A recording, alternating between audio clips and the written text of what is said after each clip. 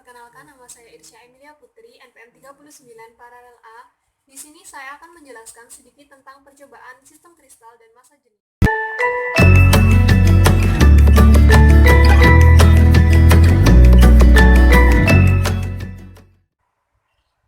Secara umum, kristal adalah suatu padatan di mana molekul atom tersusun secara teratur.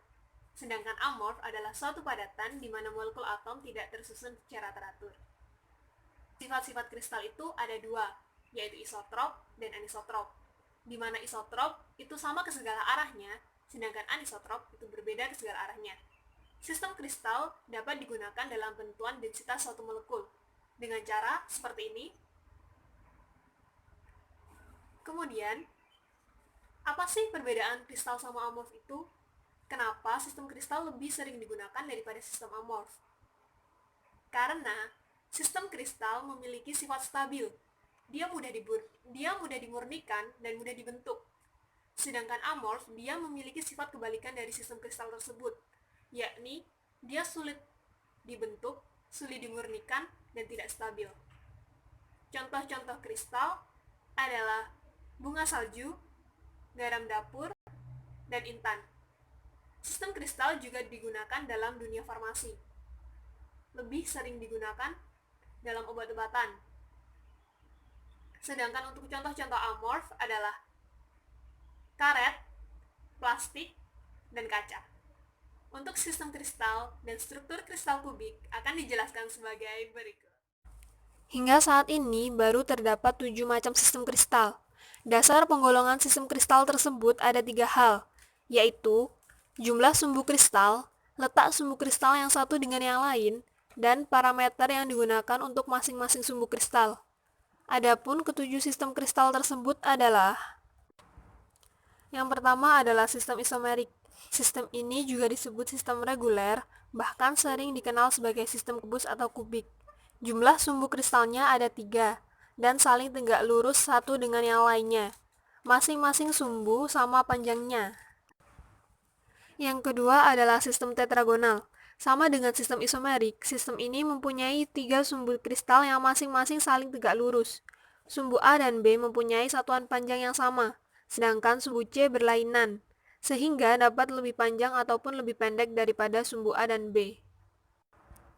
Yang ketiga adalah sistem rombis. Sistem ini disebut juga ortorombis, dan mempunyai 3 sumbu yang saling tegak lurus dengan yang lain. Ketiga sumbu kristal tersebut mempunyai panjang yang berbeda-beda. Yang keempat adalah sistem heksagonal. Sistem ini mempunyai 4 kristal, di mana sumbu tegak lurus terhadap ketiga sumbu yang lain. Sumbu A, B, dan D masing-masing saling membentuk sudut 120 derajat satu terhadap yang lainnya.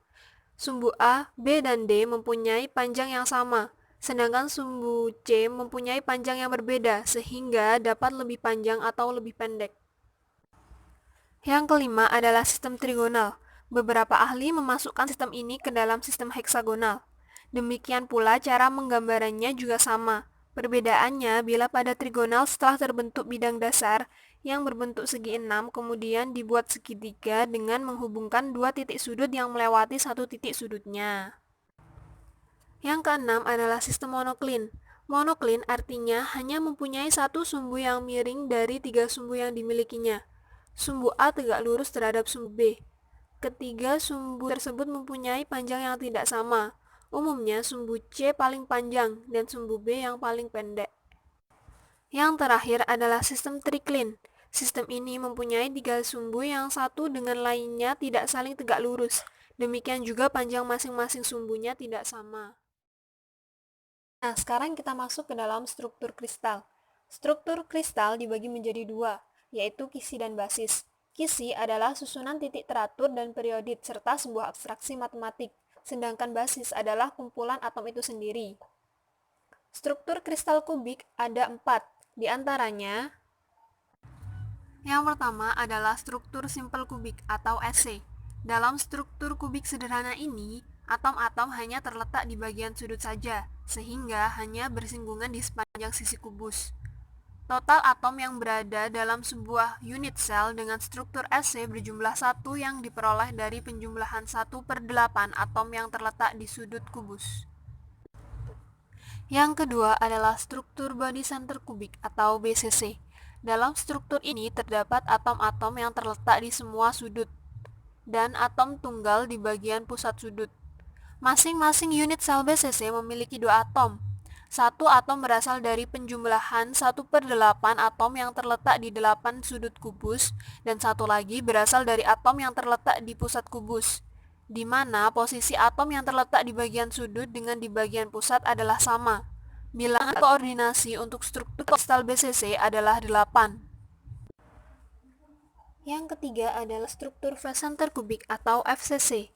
Dalam struktur kristal FCC, atom-atom terletak pada bagian sudut dan di pusat dari semua permukaan kubus. Untuk struktur atom yang terletak di sudut dibagi ke dalam 8 unit sel. Oleh karena itu, atom phase center yang terletak pada bagian sudut berjumlah 2 atom. Total atom yang dimiliki oleh struktur kristal FCC adalah 9, dan bilangan koordinasinya adalah 12. Dan yang terakhir adalah struktur hexagonal close packet atau HCP. Sel unit struktur heksagonal yang disebut sebagai himpunan tertutup heksagonal atau hexagonal close pack. Bidang lain yang menyediakan 3 atom tambahan untuk unit sel terletak di antara bidang atas dan bawah. Atom-atom di midplane ini atom tetangga terdekat di kedua yang berdekatan. Setara dengan 6 atom yang terkandung setiap unit sel, 1/6 dari masing-masing dari 12 atom sudut muka atas dan bawah, setengah dari masing-masing dari 2 atom wajah tengah. Bilangan koordinasi dari HCP adalah 12. Nah, udah tahu kan tentang sistem kristal dan struktur kristal kubik itu? Sekarang kita masuk ke jenis-jenis kristal. Jenis-jenis kristal itu ada 4.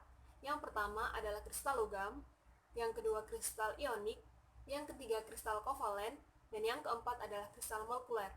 Kristal logam adalah kristal yang terdiri dari atom logam yang berikatan dengan ikatan logam. Yang kedua adalah kristal ionik. Kristal ionik adalah kristal yang terbentuk dari gaya tarik-menarik antar molekul atau atom yang bermuatan positif dan negatif. Yang ketiga adalah kristal kovalen.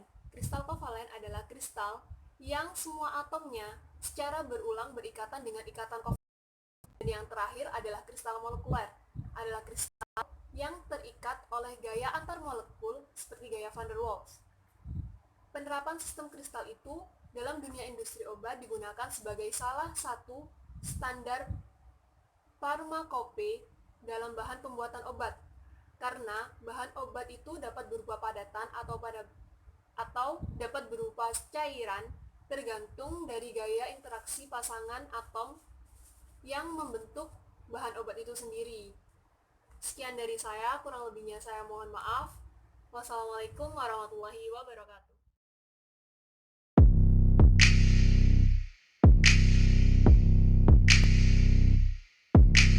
이제 너무 선명해졌어 저 하늘 속에 낯선 그림자